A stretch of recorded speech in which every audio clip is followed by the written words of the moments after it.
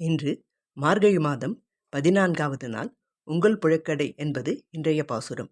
இந்த பாசுரத்தில் வெளியில் இருக்கும் தோழிகள் உள்ளே தூங்கிக் கொண்டிருப்பவளை பார்த்து, விடியற்காலையில் எங்களை எழுப்புவதாக வாயால் சொன்ன நங்கையே, சிறந்த பெண்ணே, சொன்னபடி செய்யவில்லையே என்ற வெட்கம் சிறிதும் இல்லாதவளே, நல்ல பேச்சுத்திறன் உடைய நாவே உடையவளே என்று அழைத்து பின்வருமாறு சொல்கின்றனர்.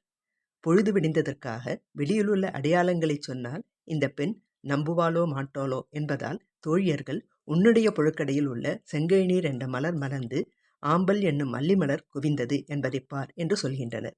செங்கழுநீர் என்பது காலை மலர். இது காலையில் மலரும். ஆம்பல், அல்லி, நெய்தல், குவளை போன்ற மலர்கள் மாலை மலர் எனப்படும். இவை மாலையில் மலர்ந்து காலையில் குவிந்து கொள்ளும். செங்கழுநீர் மலர்வதும் ஆம்பல் மலர் குவிவதும் பொழுது விடிந்ததற்கான அடையாளம்.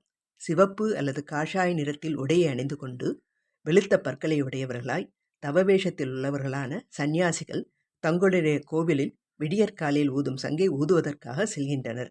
சங்கத்தையும் சக்கரத்தையும் கைகளில் வைத்து கொண்டிருக்கும் செந்தாமரை போன்ற கண்களை உடைய பெருமாளை பாடுவதற்காக எழுந்திருப்பாயாக என்று தோழியர்கள் சொல்வதாக ஆண்டாள் இந்த பாடலில் சொல்கிறாள். இந்த பாடல் வீணையில் ஆனந்த பைரவி ராகம் ஆதி தாளத்தில் வாசிக்கப்பட்டுள்ளது. இதில் வீணையில் வாசிப்பது திருமதி ராஜஸ்ரீ செந்தில்.